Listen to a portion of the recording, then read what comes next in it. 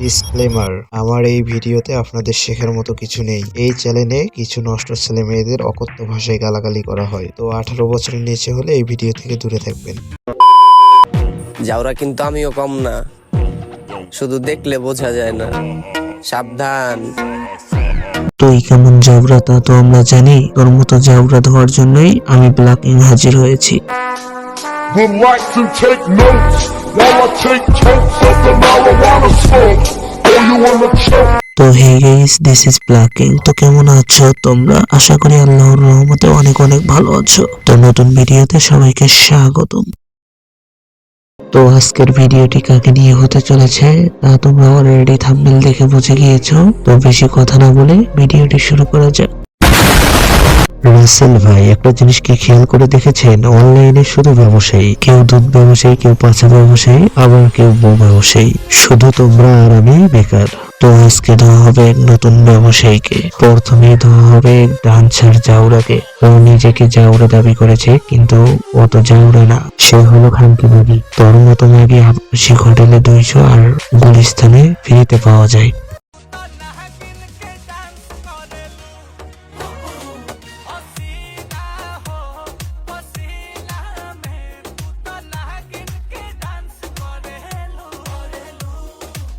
এটা দেখে কি তোমাদের ডান্স মনে হয়? তা আমি জানি না তোমাদের কি মনে হয়, কিন্তু এটা দেখে আমার ডান্স মনে হচ্ছে না। আমার মনে হচ্ছে কোনো এক পতিতালয়ের রিটার্ন কর্মী কোনো জায়গায় কাস্টমার না পাওয়ায় টিকটকে এসে ব্যবসা শুরু করেছে। এই জন্যই তো ডান্সের ভিতরে এর পাছার ডাব ঝোঁকাঝুঁকি ছাড়া আর কিছু দেখা যাচ্ছে না। কাস্টমারকে আকর্ষণ করতে যা যা ট্যালেন্ট লাগে তা এর ভিতরে আছে। হয়তো তোমরা বিশ্বাস করবে না, বলবে যে এইটুকু ঝোঁকাঝুঁকিতে কাস্টমার পাবে, অন্যরা তো এর থেকে বেশি করেও পায় না। তো তাদেরকে বলতেছে সে অলরেডি কাস্টমার পেয়ে গিয়েছে, কারণ প্যাকেট পণ্যের মূল্য বেশি, খোলা জিনিসের মূল্য কম। টাকা কমে পেলে নষ্ট জিনিসও চলে, ফ্রি পেলে তো নষ্ট জিনিসও ভালো। এইটাই হলো আপনার আমার স্মার্ট বাংলাদেশ।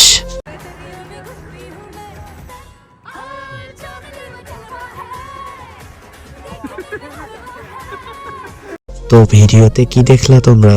কাস্টমার কি দেখা যায়? অলরেডি 6 জন কাস্টমার পেয়ে গিয়েছে। আবার এই ভিডিও টাইটেল দিয়েছে শীতের জন্য সবাই ডান্স করছি। আরে সোনা পাখি, বাংলাদেশে মানুষ আর আবাল নেই, সবাই বোঝে দিস ইজ বিজনেস। এটা কি এর মুখে বলা লাগে? সোনা পাখি, তোমার গা গরম করার জন্য ডান্স করা লাগবে না। 6 জন যখন লাগাবে তখন এমনিতেই গা গরম হয়ে যাবে, সঙ্গে তুইও গরম হয়ে যাবি। এই জাউরা চলদের জন্য টিকটকে ঢোকাই যায় না। এই জাউরা চলদের জন্মের ঠিক নেই।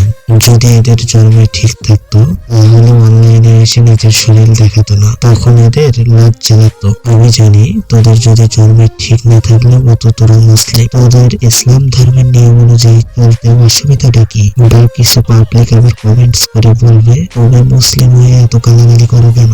ভাই, তাদেরকে বলছি আমি কখনো ভালো মানুষকে রোস্ট করি না। আমি যাদের গালাগালি করি তারা গালাগালি পাওয়ার যোগ্য, ওরা এর থেকে ভালো ডিজার্ভ করে না। তো আজকে এই পর্যন্তই, সবাই ভালো থাকবেন, গুড বাই। নতুন ভিডিও শীঘ্রই আসবে। ধন্যবাদ সবাই।